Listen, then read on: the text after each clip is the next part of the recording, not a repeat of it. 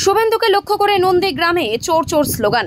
লোকসভা নির্বাচনের মাত্র কয়েকদিন আগে নিজের বিধানসভা কেন্দ্র নন্দীগ্রামে চোর চোর স্লোগান শুনতে হলো রাজ্য বিধানসভার বিরোধী দলনেতা শুভেন্দু অধিকারীকে। তমলুক লোকসভা কেন্দ্রের বিজেপি প্রার্থী অভিজিৎ গাঙ্গুলির সমর্থনে মঙ্গলবার নন্দীগ্রামের শামশাবাদে বিজেপির একটি কর্মী সভায় যোগ দিতে যাচ্ছিলেন রাজ্য বিধানসভার বিরোধী দলনেতা শুভেন্দু অধিকারী।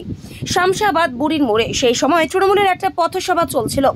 তৃণমূলের পথসভার সামনে দিয়ে শুভেন্দু অধিকারীর কনভয় যাওয়ার সময় চোর চোর স্লোগান তুলতে থাকে তৃণমূল কর্মী সমর্থকেরা। শুরু করব। প্রথমে স্নিগ্ধা জানাকে বলবো চন্দনের ফোঁটা দিয়ে শুভেন্দু বাবু সহ মঞ্চে উপবিষ্ট নেতৃত্ববৃন্দদের বরণ করে নেওয়ার জন্য।